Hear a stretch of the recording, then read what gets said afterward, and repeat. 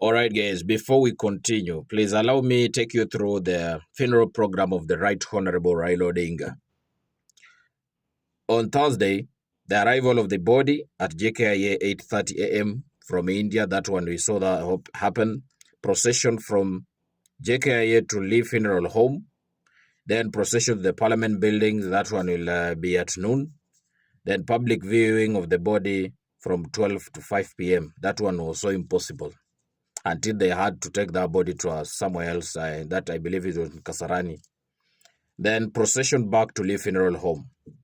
Then on Friday, that is tomorrow, state funeral service at Nyayo Stadium at around 8 a.m.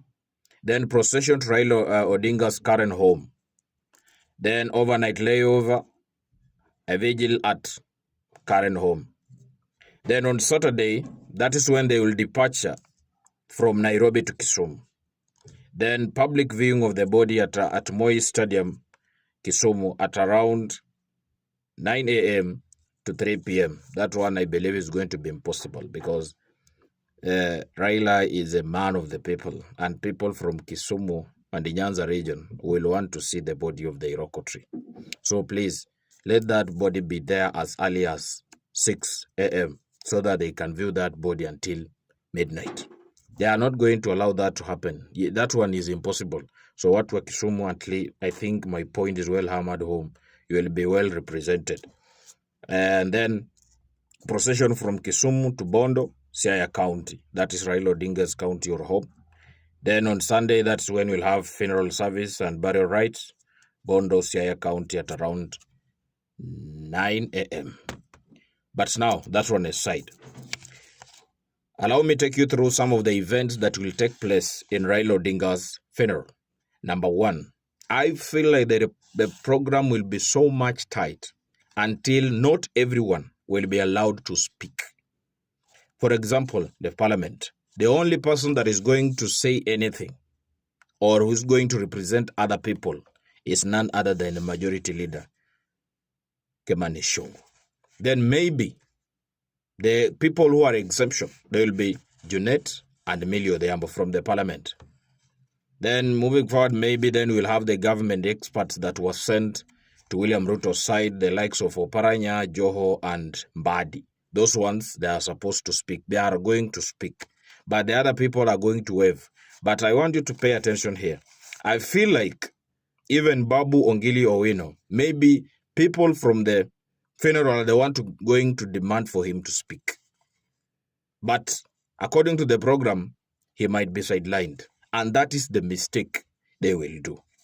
I believe that people should just give, these guys should just give people what they want. Please sit down and ask yourself very well. Make sure that you include Babu Ongili Owino in that program. If you fail, then they will make him speak. He has to speak. A good example, I feel like you learned of what happened yesterday. Because when people rushed to Karen, majority of the people outside that home, they started demanding for Babu to speak. With further ado, I want you to roll this tape.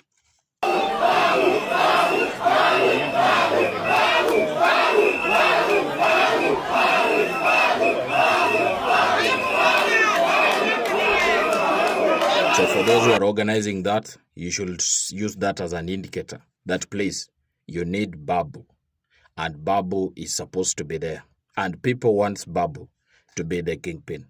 And also the man who is going to represent Luo Nyanza wherever they go, be it the development table or where there is a discussion table. You should include Babu in that thing. The third thing is that we all know, or the second thing, we all know that Gachagua might be tempted to attend that funeral. Any person who supports Rigathi Gachagua, please warn him. We all saw we all know whatever happened in Embu, where there was a certain funeral and Uhuru attended, Kindiki and the president. Sasa hawa wote walikuwa kwa red carpet, wamekaa in a certain tent somewhere on special seats. Did you know where Gachagua was placed? And that is his own home. He was actually taken somewhere in a tent, amekaa hapo na Gadoni wa Mshomba. they were having 1 or 2 stories. That one aside, even when people were using the red carpet, he was walking on a muddy surface. Ukanaona ameshika longi ni kama mtu anatoka kwa shamba. That is an insult. That is a direct indication that you don't need to be there. You see, there's a difference between have a seat and find somewhere to sit. So have a seat, it means that you are very much welcomed. But find somewhere to sit, it means that your presence irritates them. So you should actually fix yourself somewhere. So I feel like hapa atakuwa injected, they will insult him.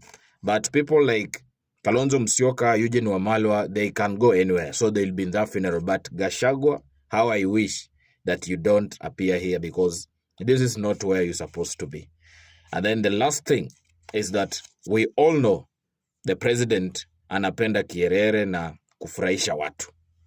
That this is the time that is going to actually appoint Weni Odinga in the cabinet. He's going to use this chance kufurahisha watu wa Nyanza region. He might as well say, hapa sasa naenda kuchukua huyu tunifanye naye kazi. Yes, I'm going to take her as a cabinet secretary moving forward. Na even though Weni Odinga anaenda kupata kazi as early as that, watu hupata kazi rahisi sana. Yani she's an MP at Yala, but she can as well be given something and again and again. But that is how it's called fate. When it's, that is how it is. All right, guys, I know I'm not perfect, but that's what I thought I should take you through to understand that there's some things that are just possible that is going to happen.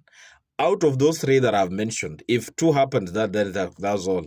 You can as well follow me on my YouTube channel at King Obim Official and on my Facebook page at King Obim Page. Up to that juncture, allow me to wrap up and say, rest in peace, Right Honorable Raila Odinga. But one term bado inaendelea.